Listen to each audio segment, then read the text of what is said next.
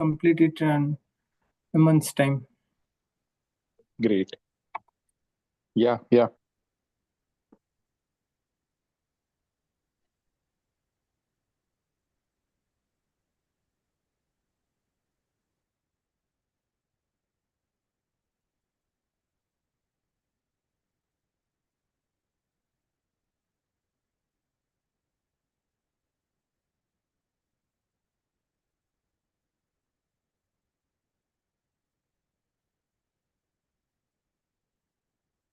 Okay, welcome Bharti ji.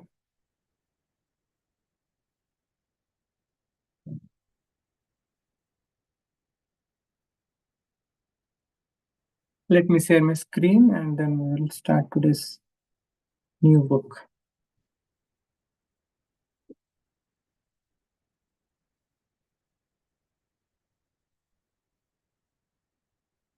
So as I have already mentioned, welcome all. And today we are starting this new book, How to Lead When We Are Not in Charge.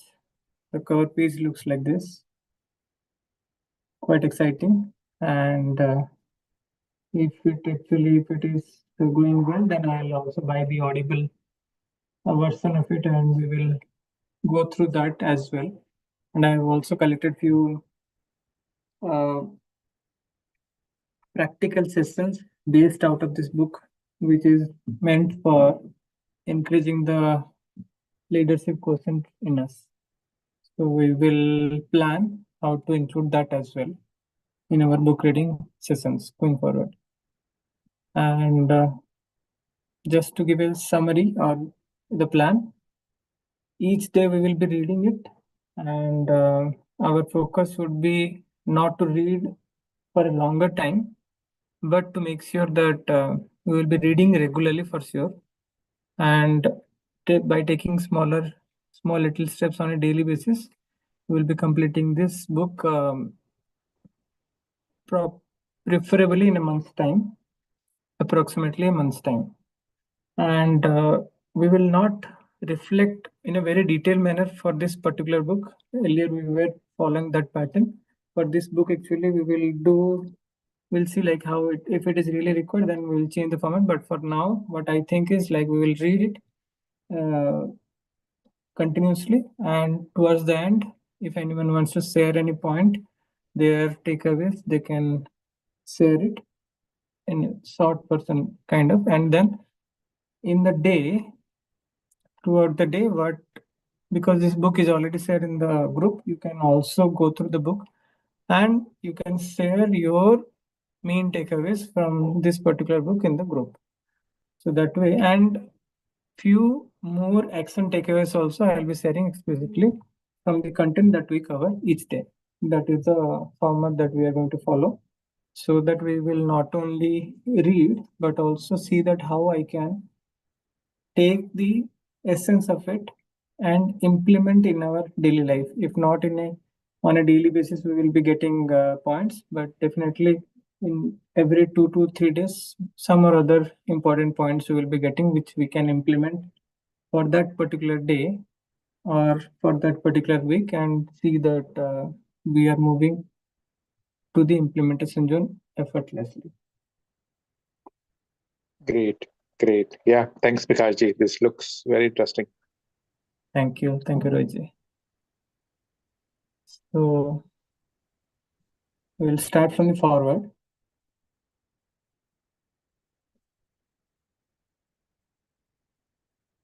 And the forward is around, just a page. So one of you can take the lead and start reading.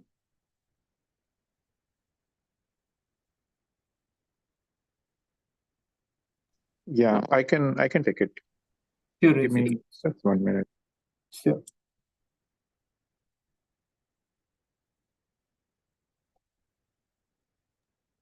Yeah.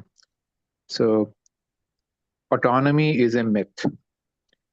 It's a myth passed from one generation of wannabe leaders to the next. Eventually, every leader is forced to come to terms with the reality that everybody is accountable to somebody. Like most life lessons, the sooner a leader embraces this, the better. Leaders who wrap themselves in the security blanket of if I were in charge or when I'm in charge as an excuse for poor performance and lack of initiative will most likely never be in charge. On the other hand, the real leaders in an organization will find a way to lead the charge until they are in charge. Ultimately, those are the folks great leaders put in charge. I have been on both sides of this equation. I remember sitting in a restaurant with my leadership team the Monday after I accounted to a ballroom full of folks that we were starting a new church. The six of us had worked together for several years. I smiled and said, congratulations, we are they. They, the folks, everybody in management complains about, we were they. And I'm not sure it had dawned on us that from that point forward, we did not really have anybody to complain about or blame. That was 22 years ago. They are still there, and they have gone the distance to build an extraordinary organization. They were prepared for the day they finally become they. I chose that particular team because they had led well in an organization that neither honored nor encouraged leadership. I have watched them lead when they were not in charge, so I knew they were the group to put in charge. When you find people who can get things done in an organization conspiring against them, you have found leaders. Why? Great leaders leverage influence and relationship over title and position. When a leader is left with nothing to leverage other than title and position, the end is near. The best leaders lead like they are not in charge, even when they are. The best leaders become the leaders by mastering the art of leading. When writing these next few, No, so um, it starts with here. okay, sorry, okay, yes. Sorry, where are we? Leading when they are not in charge. And that's why the book you are holding in your hands will be one of the most, if not the most pivotal leadership books you have ever read. If you want to build a leadership culture in your organization, you should make this book required reading for everyone on your team. I have had the privilege of working with Clay Scorkins since he was a student at Georgia Tech. Clay had been an integral part of our organization for 14 years. He started out as an intern. When he graduated from tech with an industrial engineering degree, we hired him to lead our student ministry. His parents probably were, well, they were happy now. They are happy now. Anyway, Clay was our student pastor when my kids were in high school. So I was paying attention. When he was 25, I asked him to start filling in for me on Sundays when I was gone or taking a break. When he was the hopping age of 30, I asked him to step into the lead pastor role of the third largest campus in our network of churches. Now, Clay serves as lead pastor of North Point Community Church, my old job. Clay was making a difference in our organization long before he was in charge of anything significant. Everything he touched got bigger and better, whether he was in charge or not. Several years ago, I asked him at the last minute to do the teaching at our bi monthly all staff meeting. he chose to talk about what he had learned about leading beyond this title, position, and authority. It was amazing. I remember thinking I could never talk about this with any moral authority because I am in charge. My wife Sandra turned to me and said, "This needs to be a book." I agreed, but did not mention it to Clay. Sometime later, he asked me if I thought this would be a book. This would be a good book topic. I said, absolutely. So here it is. This is not theory. These principles and applications are organic. They are rooted in organization reality. If you are not convinced already, you will be.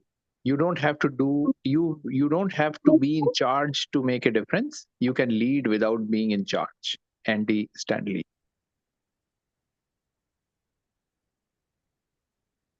I think, yeah, that's all in the forward section. Right. Then acknowledgement starts, and I believe we can leave the acknowledged part, right? Yeah.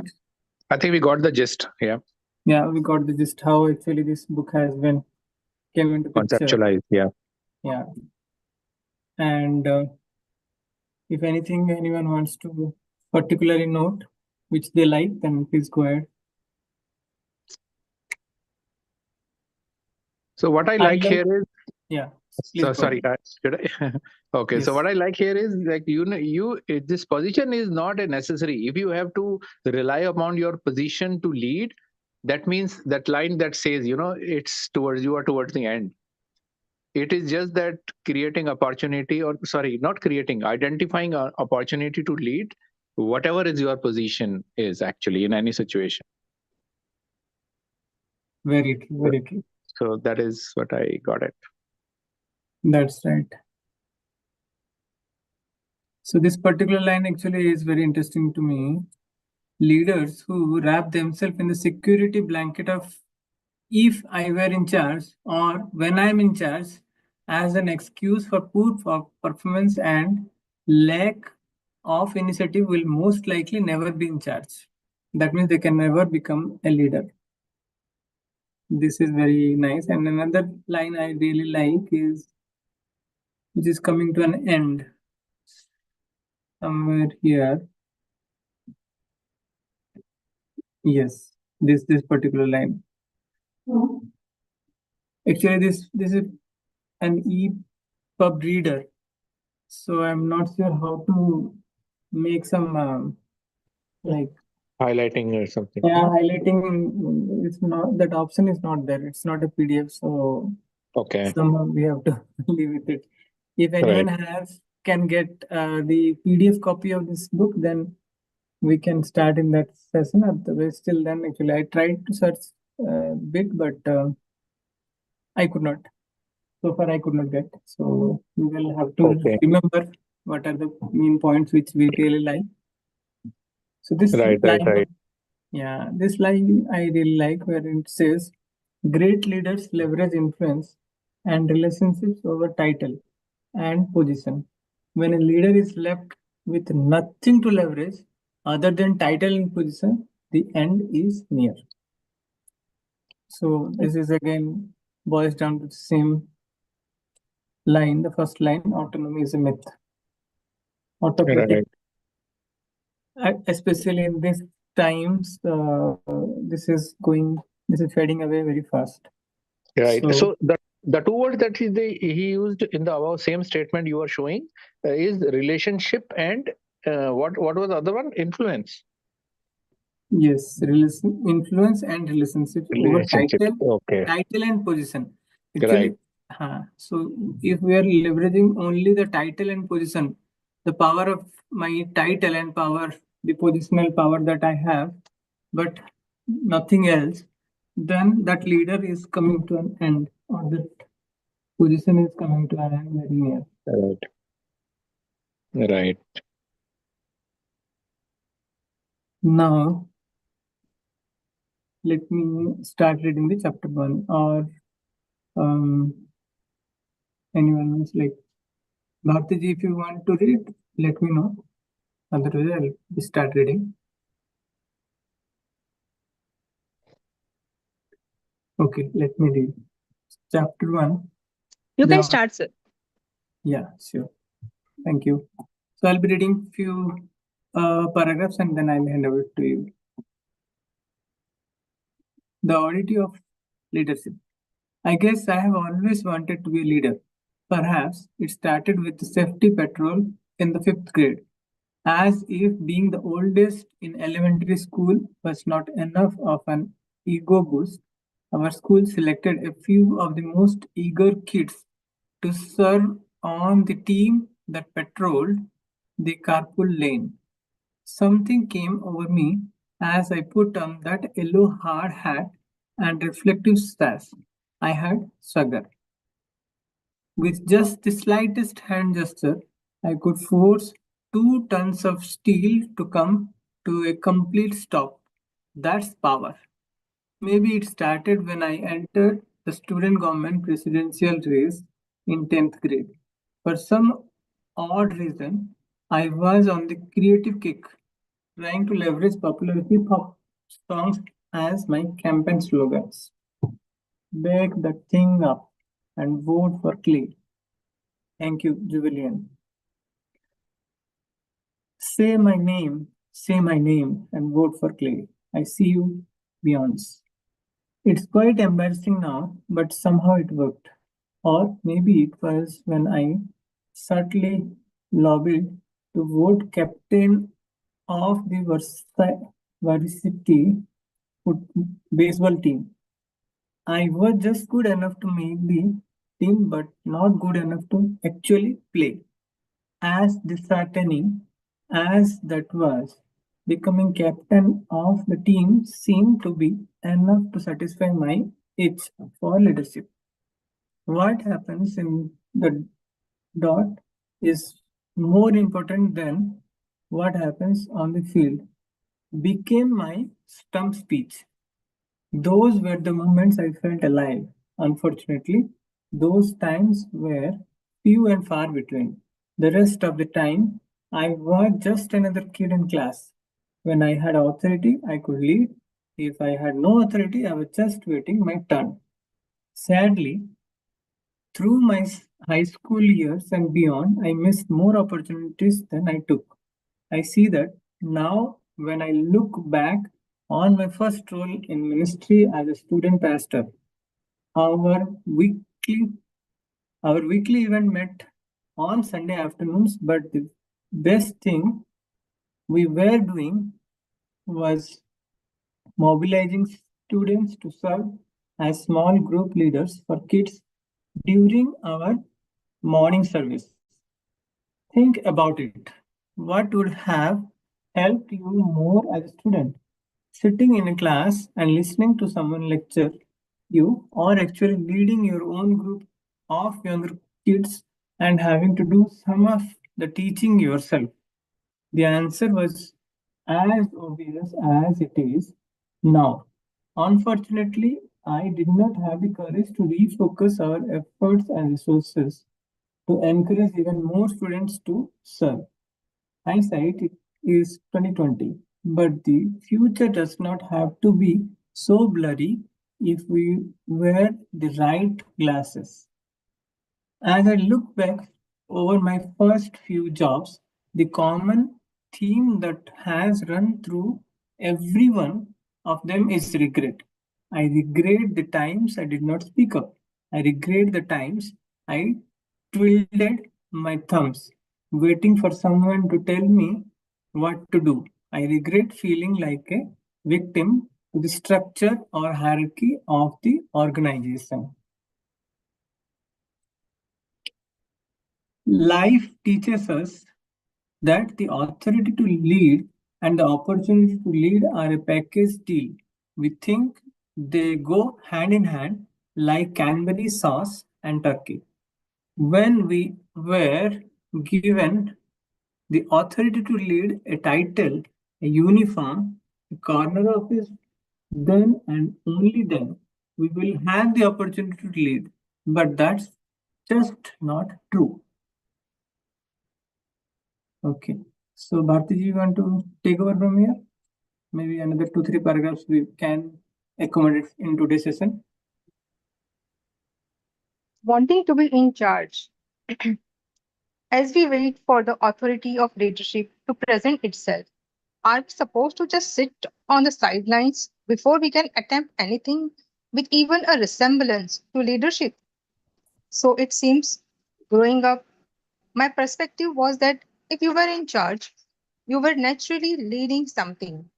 Parents were in charge and they seemed to be leading. The principal at school was definitely in charge. She seemed to be leading.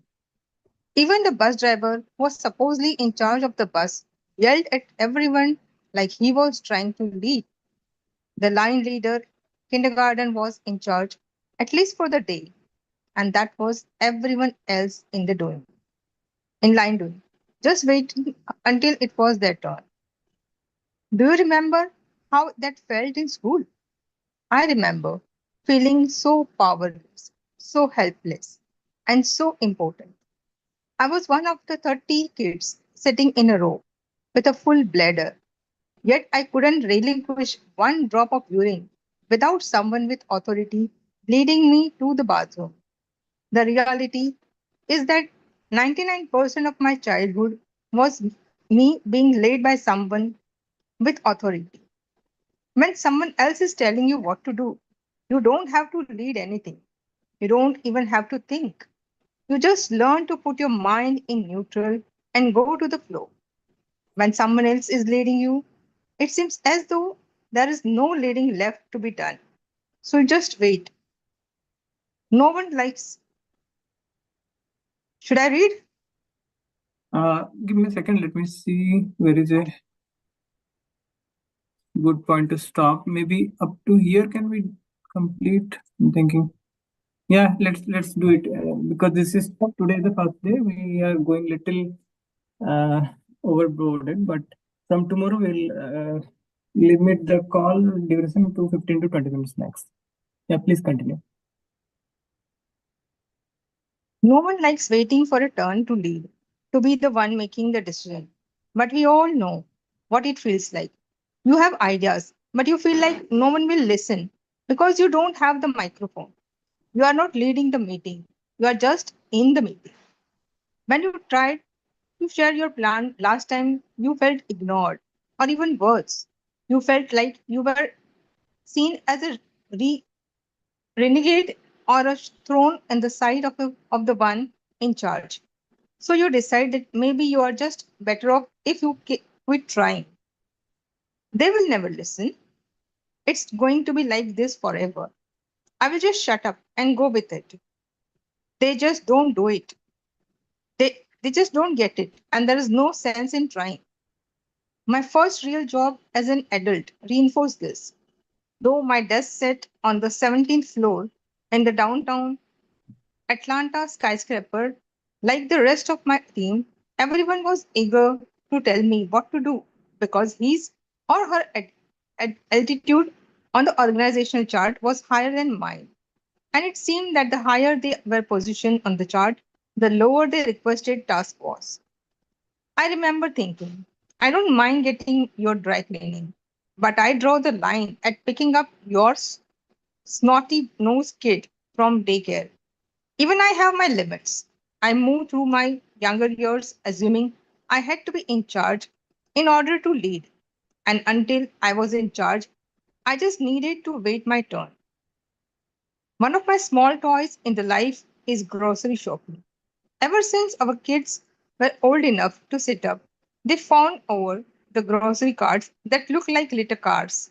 Those cards are to grocery shopping what the iPad has become for the family road trip. How did we ever live without them? Game changer. Our kids still love sitting in the driver's seat of the cart car. They love the feel of the steering wheel in their hands. They love the power of having control of the cart. But then there is that inevitable moment, the moment when the kids in the cart car happily driving along suddenly realize the steering wheel doesn't actually work. I'm cruising in the grocery store with my kids, and they are running the steering wheel as the car turns. Everything is working just fine. Suddenly, the kids notice the greatest islet in the float, the candy islet. Like 4th of the July fireworks, the bright colors and attractive packagings are putting on a show. So, as quick as their little fingers can move, they aggressively begin turning the wheel. Left, left, left, left. But much to the charging, the car doesn't turn. It keeps moving straight ahead. That's when they turn and look up at you with that with that how could this happen expression. It's a rejected look of disappointment that screams, you tricked me. This will doesn't work. It does nothing. It's useless. Completely useless. Kind of like you as a parent, Dad. And we turn at an early age that having the steering wheel is the only way to lead. And if that steering wheel is not attached to authority and power, it just doesn't work. That's what we are taught by our life experiences. If we want the car to move, we must be in control. We learn that the life wheel we are handed is just a toy and doesn't actually work. We think we must be in charge if we want to lead. If we want to turn the cart in a different direction, we come to see positional authority as a prerequisite for effective leadership. Amazing. Thank you, Arti. So great. The last one is also very profound. We come to see positional authority as a prerequisite for effective leadership. These were the olden days or the uh, way we have brought up. But now we will see from tomorrow. So this is a logical end for today, and tomorrow we'll start how to embrace this myth, and we'll see how this, what all main points we can implement. Still, I would request you people to go through. If any one or two line you want to share, please share in the group, and that will be more interactive and more interesting. So with this, thanking you all and looking forward to all of you to join tomorrow and play further. 1:45 p.m. every weekdays we have the session. Thank you all. Thank you. Thank you, Prakash ji. Thank you so much. Thank you.